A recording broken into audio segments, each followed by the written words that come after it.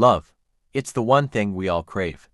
The one thing that makes us vulnerable, hopeful, and sometimes blind.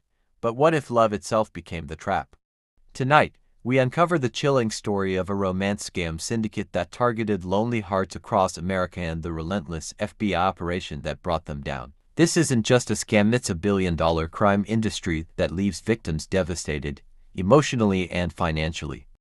And at the center of it all, a suspect who believed he was untouchable, until the FBI got involved. We meet Carolyn Miller, a 56-year-old widowed nurse from Ohio.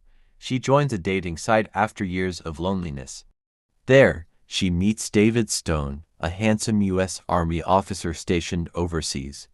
He sends photos, writes poetry, calls her my soulmate. Weeks later, the first request, his deployment pay is frozen. He needs money for a flight home. Carolyn wires $5,000. Then more emergencies, more transfers. Soon, she's lost nearly $80,000. She tells her sister, "But he loves me. I know he does." John Howard, 68, retired from Florida. He meets Elena, a glamorous European woman online. She says she wants to marry him, to move to America. But she needs money for legal documents. Then, money for a sick mother.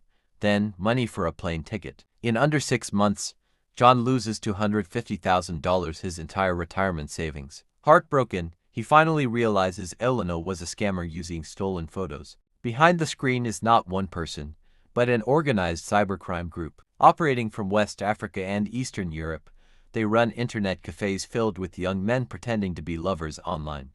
They use stolen military photos, fake passports, and scripts passed down like training manuals. Victims believe they're talking to one person. But in reality, entire teams rotate shifts to keep the fantasy alive 24/7. Money flows through mules in the U.S., laundered through gift cards, Bitcoin, and offshore accounts. This is no small scam.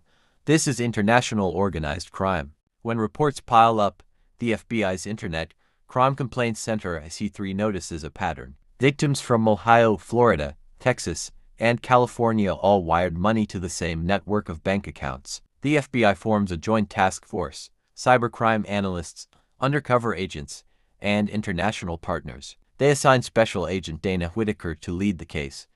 Her team infiltrates scam chat rooms, posing as both victims and recruits. One name keeps surfacing: the Prince, allegedly the ringleader of the romance scam network. The FBI tracks financial trails, wire transfers, gift cards, crypto exchanges.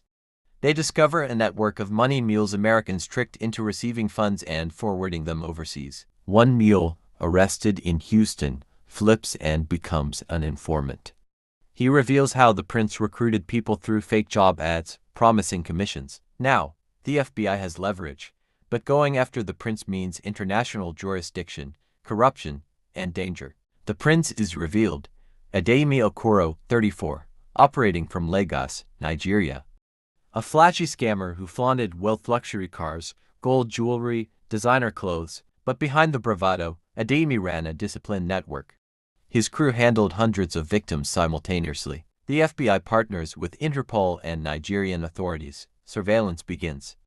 Wiretaps confirm Adeyemi bragging, "These Americans beg for love, and they pay for it." After months of build-up, the FBI and Nigerian EFCC Economic and Financial Crimes Commission coordinate a massive sting. Dozens of raids hit scammer hideouts, laptops, phones, fake passports seized. Adeyemi tries to flee but is cornered. He's arrested with $1.2 million in cash and a hard drive containing thousands of stolen identities. News spreads worldwide. The Prince of Romance Scams is caught. Adeyemi is extradited to the U.S. He faces charges: wire fraud, conspiracy, money laundering. In court, victims testify. Carolyn cries as she describes losing her savings.